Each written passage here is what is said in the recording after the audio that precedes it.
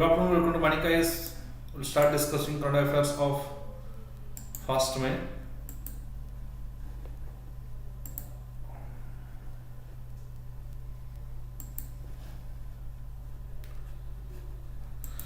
First topic is socio-economic development. First, that is how Kochi Water Metro will improve islanders' socio-economic status and boost tourism.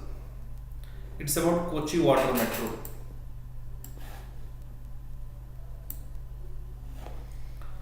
The 1,136 crore Kochi Water Metro that Prime Minister Narendra Modi launched launched remotely from Thiruvananthapuram, recently would see a fleet of 78 air-conditioned electric hybrid ferries providing waterway connectivity. Water Metro project, and that will provide waterway connectivity from locals to in the mainland to 10 islands that will spread over backwaters in the Great Kochi area. So investment is 1,130 crore, and that will establish a water metro project, and there will be some 70 air-conditioned electric hybrid ferries. So how that will lead to development of the socio-economic status, especially from the Icelanders. It will boost tourism, especially it will boost to tourism, right? Some economies, certain areas of the country are majorly based on tourism. For example, Himachal Pradesh, Uttarakhand, especially Jammu and Kashmir, right? Certain districts like, for example, Western Ghat regions. So certain districts, for example, their primary economy, our contribution of tourism to GDP is around 8%, right? Tourism has 8% contribution to GDP, and many states are dependent on tourism as their primary income. Okay.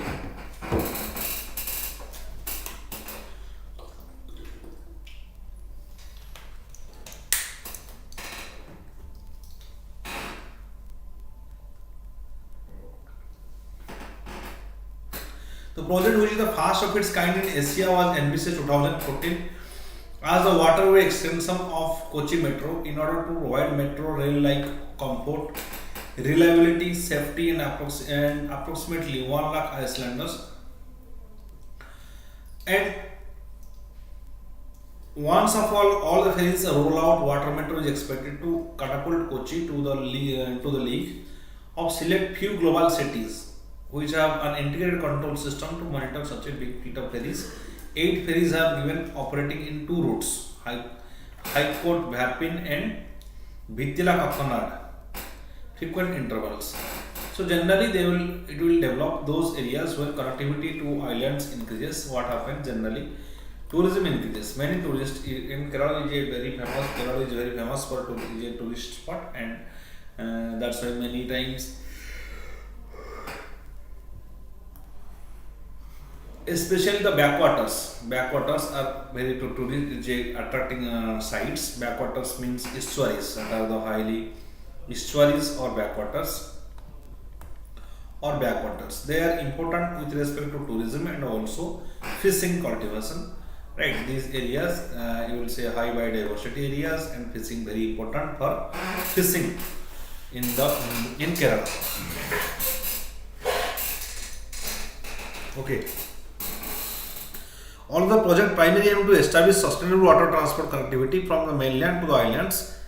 Sustainable water transport connectivity, and whenever transportation to a particular region increases, obviously trade increases, communication increases, people frequently transport, migration increases. So these things that will lead to socio-economic development, right? That's why you have connected. For example, there is Sagarmala, there is Bharatmala program.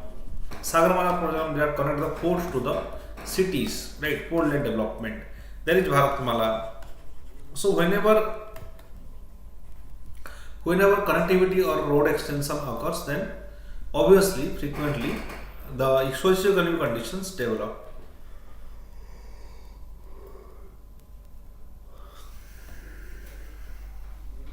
All the project's primary aim is to establish sustainable water transport connectivity from the mainland to the islands.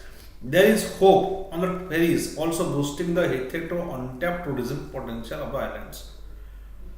Untapped tourism potential. There is huge tourism potential of the islands. For example, like we have in Maldives area, in the region of Maldives, there is it's a huge tourist spot there because they are very small islands and it's a huge tourist spot every year. Their economy is based on tourism.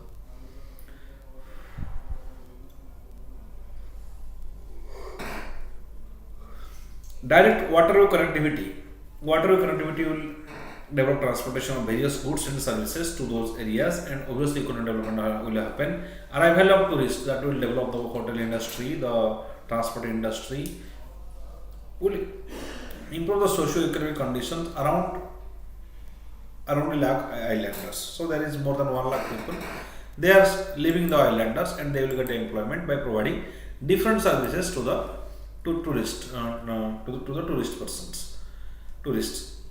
The modern ferry project is being seen as another crown on Kerala, which is recognized globally among the multi-city destinations. Once in all 70 ferries are ready, they would link 38 terminals spread over 15 routes and 76 km waterway corridor. The 100 passenger capacity ferries can attain 8 knots, maximum 15 km per hour speed in a battery mode and 10 knots in a speed hybrid mode. It can 18 km per hour speed they can move it.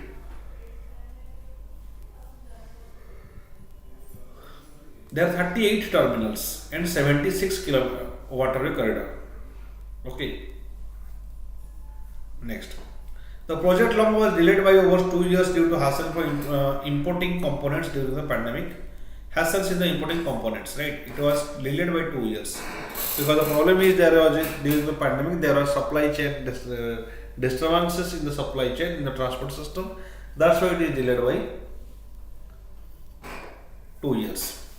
During this time, the electric hybrid ferries went on to win iconic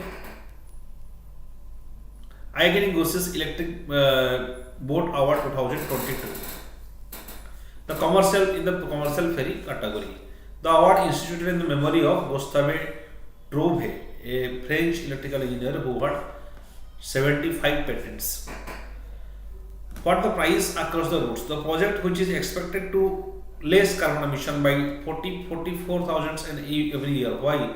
Because they are electrically operated, so it is carbon emission at the same time. At the same time, we are developing the connectivity, and at the same time, we are also protecting the environment because by hybrid technology or battery technology. So it will reduce the carbon emission by 44,000 tons. Being funded by the state government mainly through a 905 crore loan availed from German lending agency in KFW.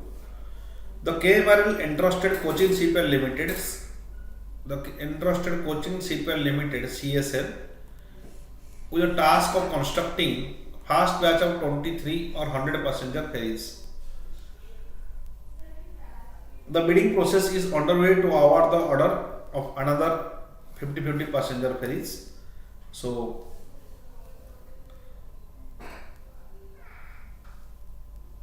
yes. So the project cost is around, yes, next. The ferries each will priced approximately, one ferry is priced approximately 7.3 crore. Or to contract will operate every 15 minutes during peak hours, while they will operate based on demand during the rest of the time. The service that would begin 7 am to continue to 8 pm. The fare, what will the fare? This route will be 20 or 30. Passes are available at 180, 600, 1500 for varying durations. So it is very cheap cost as well. 20 to 30 for the Baitila Kannada route. It is very cheap cost for the tourists, and at 180 or 1500 for varying durations. Even differently able people can safely travel in the vessels, irrespective of high and low tide.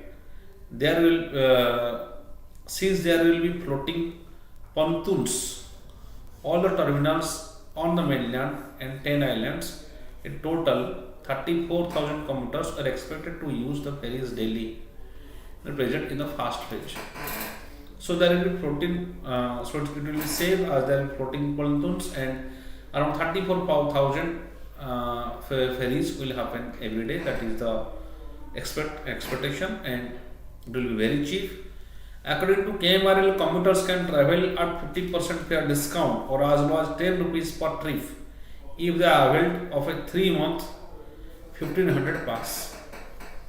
3-month 1500 pass, they can get 50% discount. This may also happen. So islanders, they can come to Kerala and do a particular job and go for freely, so regular transportation will occur.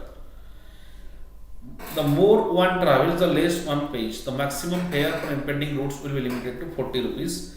Passengers have been saying that the ferries are both children and differently able friendly. So children can also move in those areas, and also differently able friendly. That is, we have Sugam marriage in the principle of Sugam Bharat Abhijan.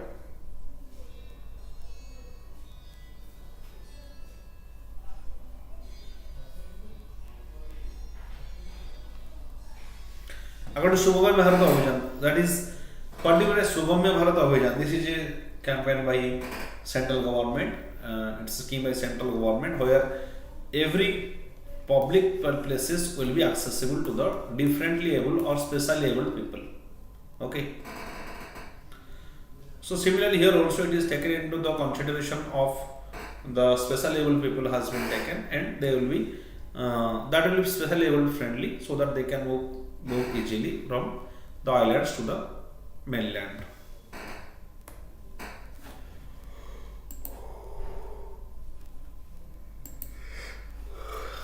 Kudumbasri. Another development of the Kochi Water Metro is that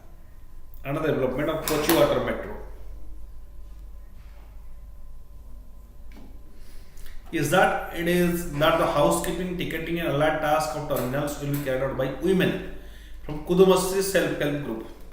Kudumbasri is a self-help group, and especially the services will be provided by the women. So that will also provide women empowerment.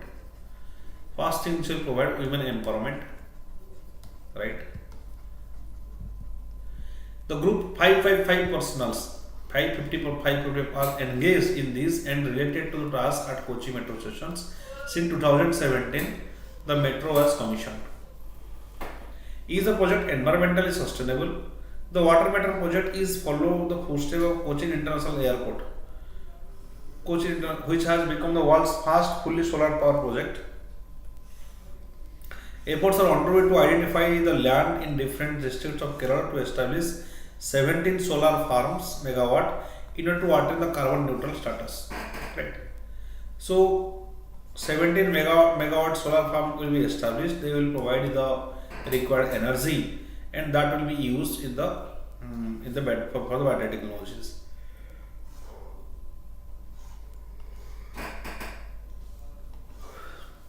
This will not be an endeavor to greenwashing, referring to many farms claiming to operate in a carbon neutral manner while being far away from it.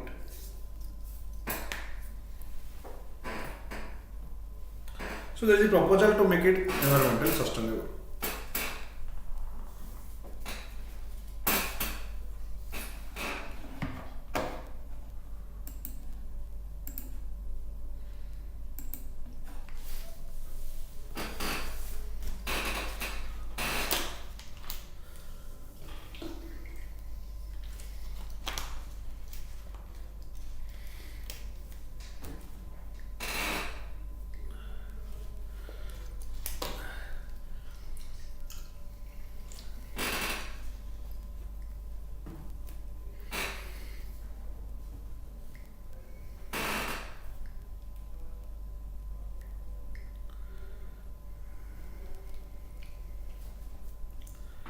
On its part, the State Water Transport Department, SWTD, which has a heavily subsidized fare structure, has risen to potential competition from water to metro ferries by replacing its fleet of steel ferries with catamaran ferries that offer comfortable and safer ride. So there is a competition between the State Transport Department and the private bodies. According to Chief Minister of Kerala, the project could be emulated at least on 10 cities in India which has abundant waterways. Especially so since LTO batteries in the ferries would last much longer than conventional ones and could be charged faster. So now we have a technology of LTO batteries. Another thing is that obviously the transportation cost in water is less. Suppose for road transport, suppose the transportation cost is 100 rupees. For water transport it will be 30 rupees. So it is very cheap as compared to the road transport. That's why it's a developing water transport is also a good mode of transportation system. Then preparedness, resilience for emerging threats. Preparedness and resilience for emerging threats, that is PRET initiative. The World Health Organization has launched a new initiative to be better prepared for future outbreaks of a similar scale. Now, so it is for emerging threats. Preparedness and resilience for emerging threats. The World Health Organization has launched a new initiative for better prepared for future outbreaks similar scale of the COVID pandemic, that is PRET initiative. What is this PRET initiative? The COVID pandemic happened and nobody has never experienced such a level of pandemic and such level of devastation, such level of misgovernance or failure in the governance system, because nobody has ever experienced with respect to such a pandemic. So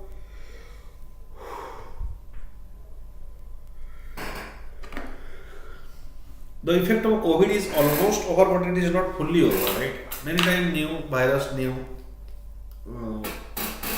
may come, right? Even today there are many deaths with respect to because of it. So the effect of pandemic is not completely over, or we can also expect that in future any such pandemic may happen, because the zoonotic diseases means the diseases which are coming from the animals that are increasing, right? Zoonotic disease chances are increasing. So anytime human civilization can experience new type of threats from such type of virus like COVID virus. We must be ready to this experience. We must be ready for any such challenges like pandemic. If anything happens, then what should be our standard operating procedure? What should be the comprehensive policy so that we can tackle any such threat at any time? We need a comprehensive policy for everything, right? To work in an organized manner, right? Random walks lead to disorderness and also lead to failure of governance, like we have experienced in during the COVID time. Okay, for example, we thought that in 21 days if we will put a shutdown or lockdown, right? Shutdown of everything for 21 days. What will happen? The COVID will not spread. We thought that, but it actually didn't happen. It spreaded.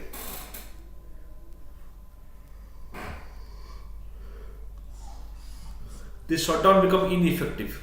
The shutdown become ineffective controlling COVID. So why it happened?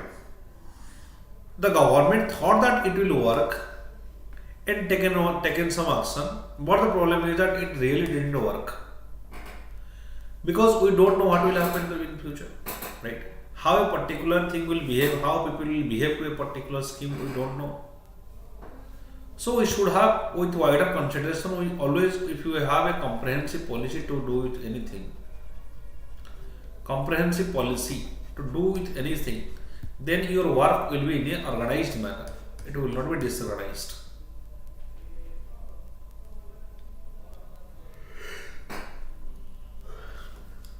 So what is this PRET initiative? The initiative was pronounced by Global Meeting for Future Respiratory Pathogen Pandemics and held in Geneva, Switzerland.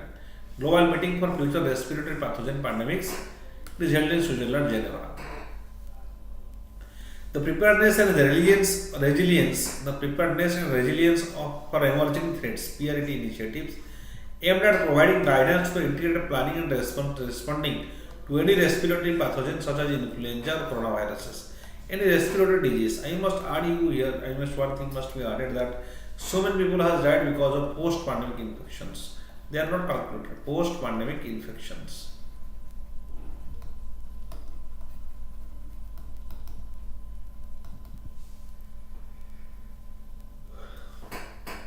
Especially in the especially in the respiratory because of respiratory infection. So many people have died because of the post-pandemic infection. So the objective of PRD initiative is that providing guidance for any such respiratory pathogen. While the current focus on PRD will be respiratory viruses, in the backdrop of the SARS-CoV-19 outbreaks, it will focus on respiratory viruses.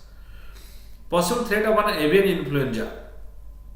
An avian influenza outbreak work is already underway to assess that what should be the next group of pathogens to be mitigated under the initiative. Next group of pathogens. What should be the next group of pathogens? Avian influenza. Possible threat of avian influenza outbreak is already underway. For example, avian influenza means it will be spread by the birds. So how that will be addressed?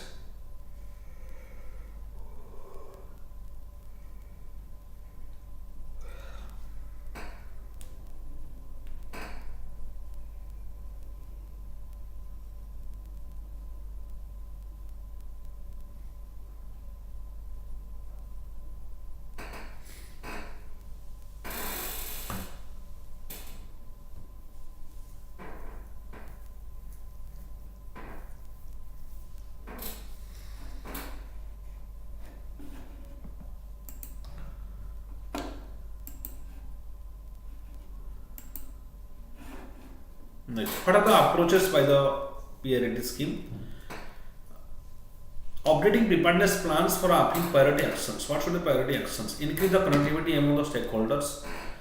Connectivity among the stakeholders. That means the production of different equipments, the hospitals, government, self-help groups, right? Various stakeholders are working in the health, and there should be increased connectivity. Planning through systematic coordination, there should be systematic coordination, cooperation and dedicated sustained investment. Financing and monitoring of pandemic preparedness with special focus on bridging the lacunas highlighted during the COVID-19 pandemic.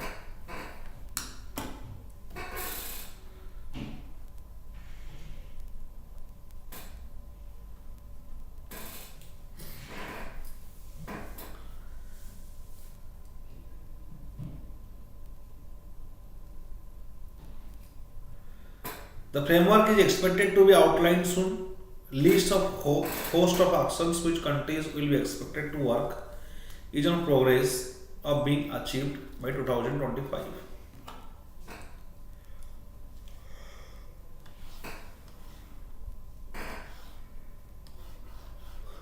So by 2025, the various countries they will be ready. They will be prepared for the next pandemic, right? Challenges are faced globally during the COVID pandemic. All the countries had insufficient health capacities. This left the world acutely vulnerable to future health emergency. All the countries had insufficient health capacities. All countries remain dangerously unprepared for future epidemic and pandemic threats, including threats potentially more devastating than COVID-19.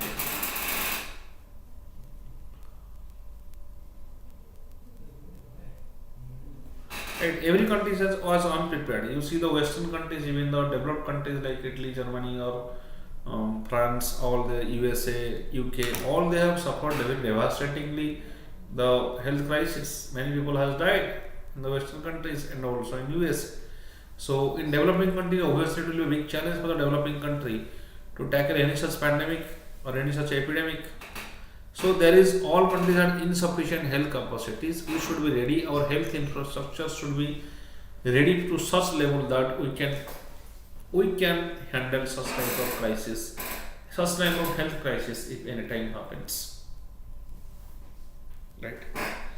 So all the countries they should be, as they are dangerously unprepared or affected by the COVID-19 pandemic, there should be a huge expenditure on health, on the healthcare system, so that we can handle such pandemic in future. Even the developed countries, I include the developing countries. The developing countries situation will be more severe definitely, as the resources are limited. But by any means, by development of private sector or by any means, we have to develop the manpower system and also the infrastructure to tackle any pandemic in future. 65% of the assessed countries had not published and implemented overarching national public health emergency response plan for diseases and the epidemic and potential. So 65 of the assessed countries. So they have not published it. So government of India and different state government, they must publish us how they are going to tackle the handling any particular pandemic services.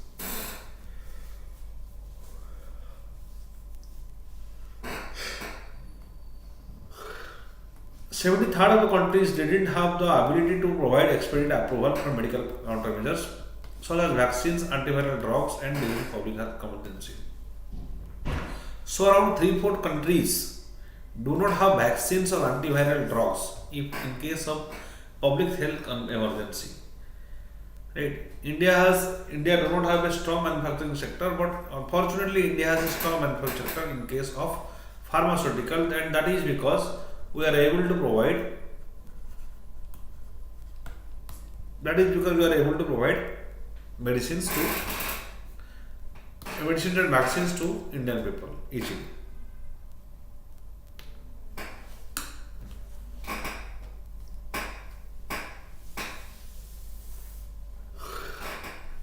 India's health sector. India's healthcare system consists of both public and private components.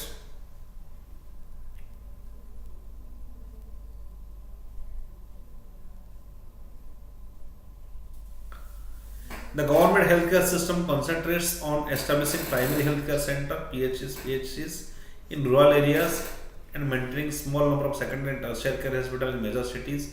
Majority of secondary, tertiary, and quaternary care facilities are run by the private sectors, with the focus of metropolis and tier 2 cities. Right. So private sector is India's in the health sector. The contribution of private sector is huge. It is especially the tertiary and quaternary services in the metro cities are provided by the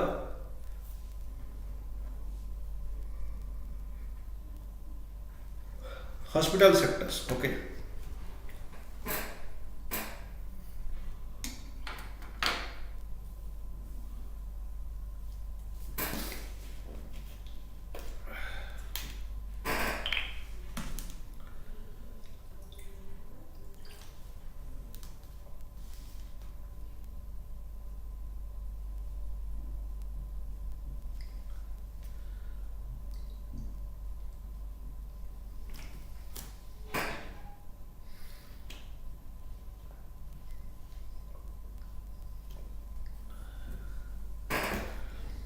According to Economic Survey 2022, India's public health expenditure on healthcare is at 2.1% of GDP and 1.8% in 2021 and 1.3% in 2019 and 20. So the share of GDP is very low historically, and it is gradually increased in response to the pandemic.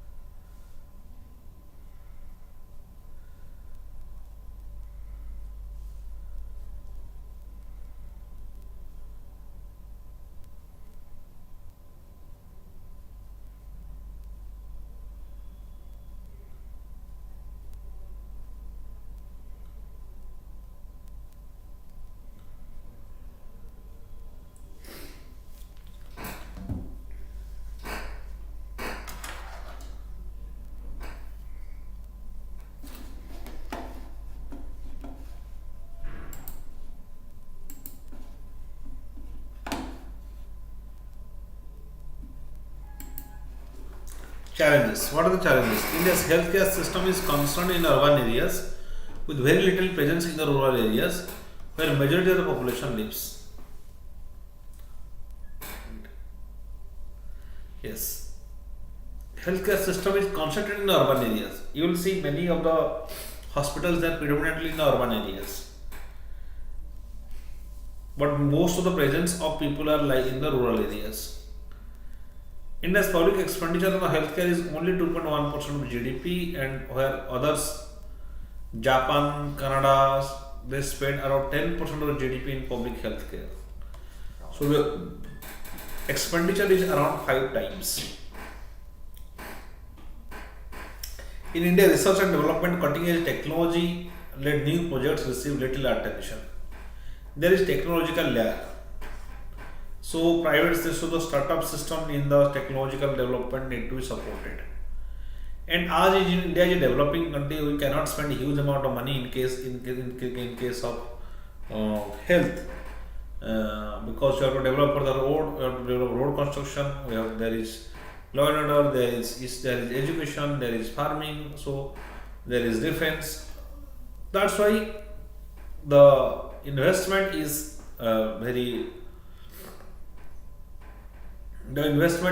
very low so far as healthcare is concerned. It's a big challenge for a developing country like India as well. Doctor-patient ratio in India is about 1:1500, much higher than the WHO norms of 1 to 1000 people. WHO has recommended 1:1000, but India has 1:500.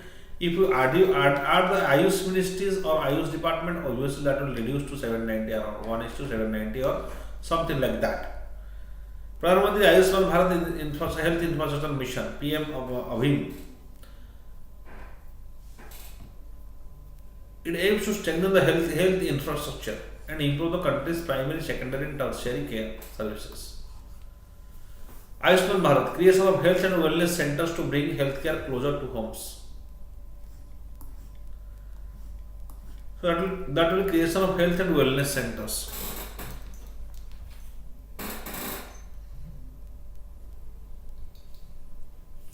Under Ayushman Bharat Health Infrastructure Mission (PMOE).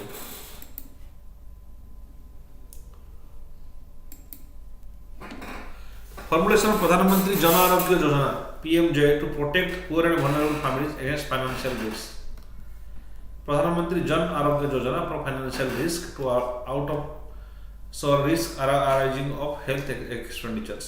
Ayushman Bharat Digital Mission.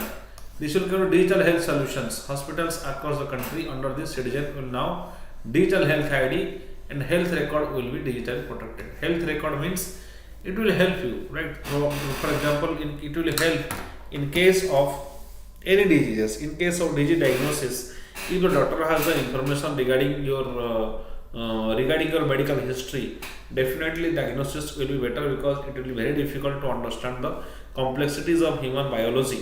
That's why you need to study the total biological process, or if you have the information regarding the diseases that a person has undergone in his past life or throughout his life, it will be easy to diagnose a particular disease, and that will be helpful for the patient as well. So that's why Ayushman Bharat Digital Mission it has an aim to digitally process the medical data of a particular person. National Ayushman Bharat Mission, it is centrally sponsored scheme for the development of traditional medicines. Development of traditional medicine, that is Ayurveda, Yoga, Unani, Siddha, Homeopathy, and Ayurveda, Yoga, Unani, Siddha, and Homeopathy. These are the five alternate medicines, traditional medicines, and our traditional medicines are also highly effective with regarding healthcare. Pradhan Mantri Swasthya Suraksha Yojana, it aims to correct regional imbalances in availability of Swasthya Suraksha Yojana, availability of tertiary healthcare services, and also augment facilities for quality medical education in the country. Quality medical education. So there are actually different hubs of healthcare services in different areas. So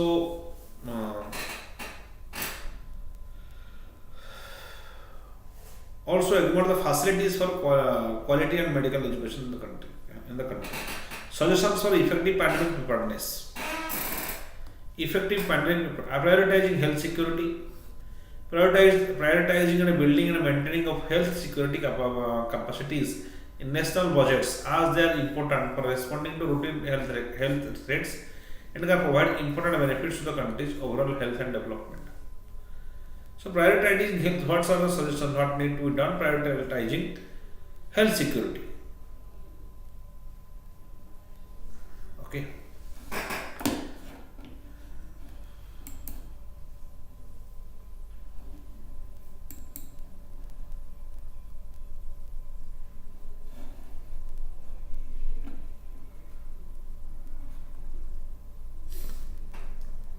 Okay, transparency in capabilities and risk factors. Just a second.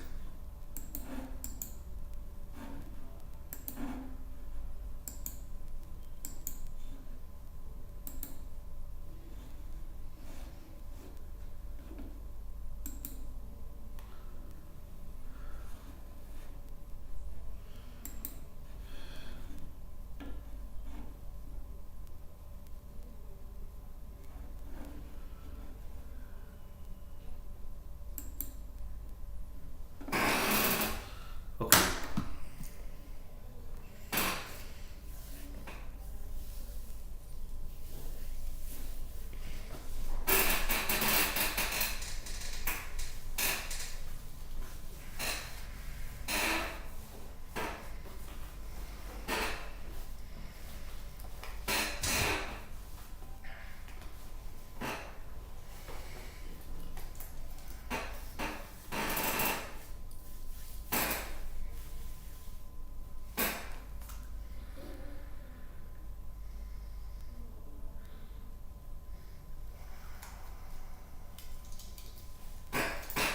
National decision makers need readily available information about their country's plans and other capabilities.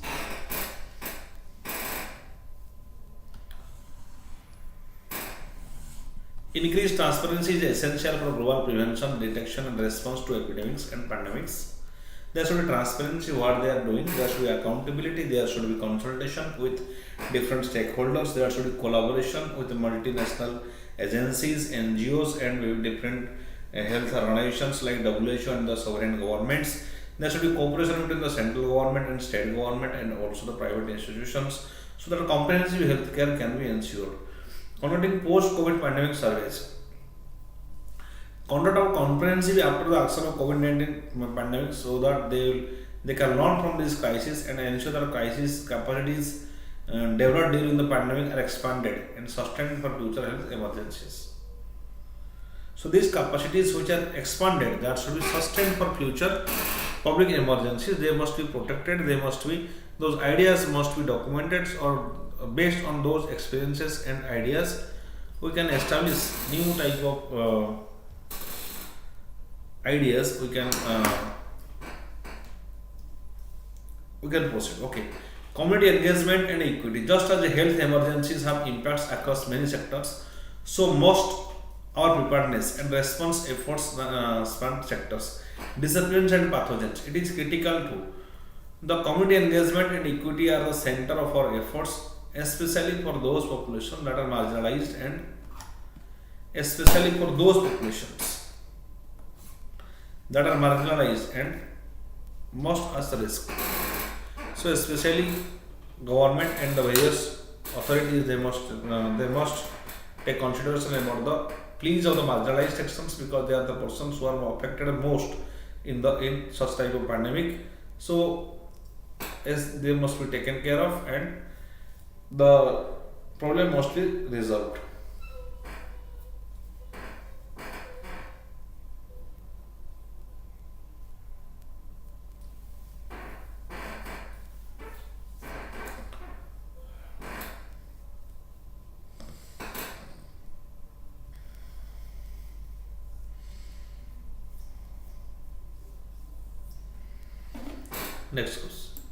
Next topic, preliminary facts.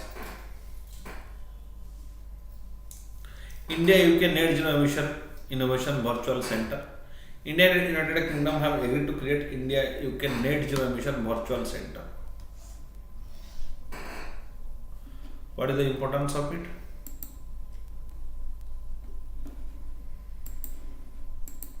It will provide platform to bring stakeholders from both countries together work in some of the focus areas, including decarbonization manufacturing process and transport system, green hydrogen and renewable source.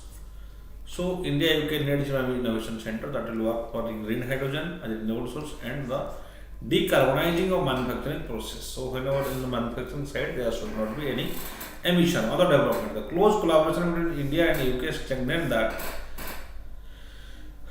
through ambitious roadmap 2020-30 that provides framework for UK-India relations across health, climate, trade and education, science, technology and defense. So in these dimensions, UK-India relations that need to be strengthened. The MOES and UK Met Office collaboration. The MOES and UK Met Office collaboration in the weather and climate science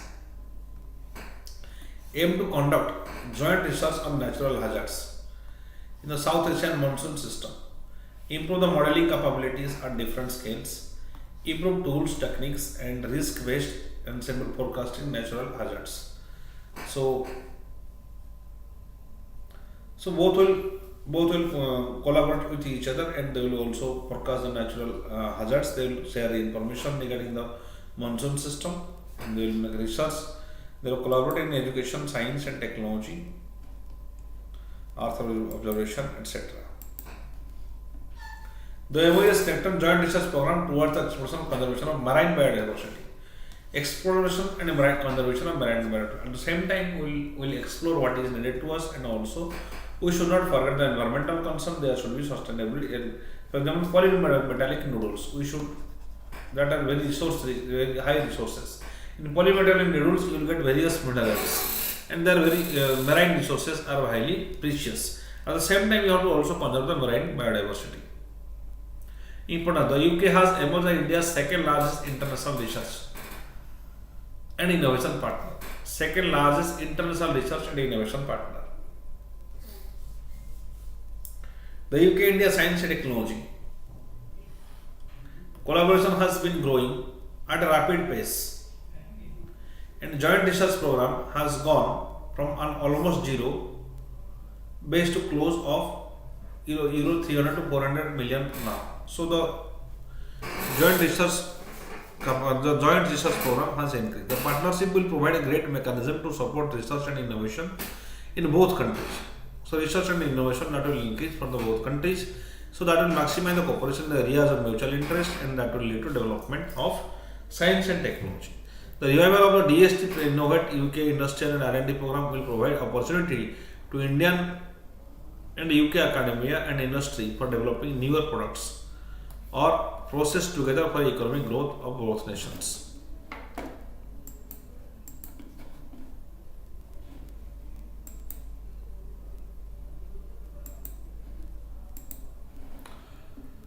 UN Permanent Forum on Indigenous Issues. Full inclusion of indigenous people on realizing their socio-economic development and the preservation of culture, languages as well as environment took center stage in the 22nd session of United Nations Permanent Forum on Indigenous Issues. So the full inclusion of indigenous people realize their socio-economic development, preservation of culture. So there is a permanent forum and to include the indigenous people. Why? Because for the preservation of culture and languages.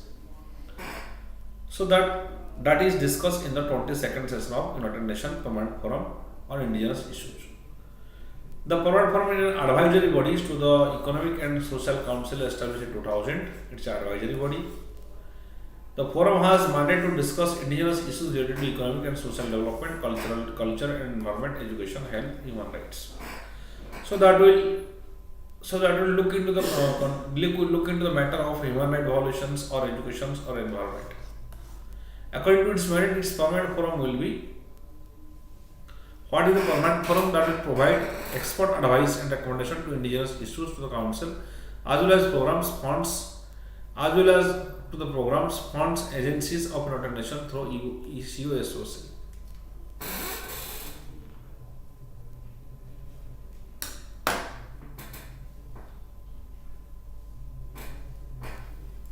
raise awareness and promote the integration and coordination of activities related to indigenous issues in the UN system. Integration and coordinated activities, especially for the indigenous people, the coordination need to be increased for inclusion so that their language and culture can be preserved. Because in the force of modernization, culture is obviously decline of culture. So especially in tribal culture, that is very important. They have distinct customs. Those things need to be protected. The first meeting platform held in 2002 in New York, the platform is one of the 3 UN bodies mandated specifically for indigenous people issues. It will only work for indigenous people or tribal people including. Others are the expert mechanism on the rights of indigenous people and the special rapporteur rights of indigenous people. So there are different rights for the indigenous people. How tribal should live. They suppose for example in the Jarawas, in the Bandaj, there are many tribes who are staying out completely from the mainstream and they stay inside the forest. The permanent forum is comprised of 16 independent experts functioning in their personal capacity who serve for a term of 3 years, member and may be elected and re-elected as additional terms.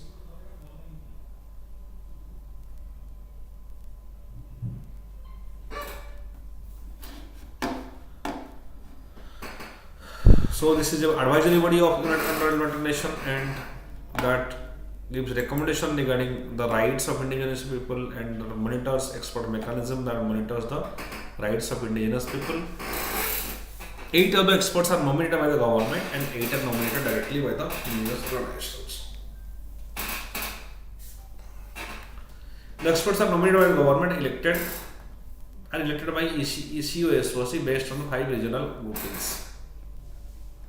Experts nominated by indigenous organizations are appointed by the president of ECOSOC, represent 7 cultural regions. The regions are Africa, Asia, Central, South America, Caribbean. So these are the regions: Arctic, Central, Europe, Russian Federation. So one more additional rotating seat. So these are the regions from which the experts are nominated. Okay. So it's all about today. And you must like the video, share and subscribe to VANIK-IAS. Thank you.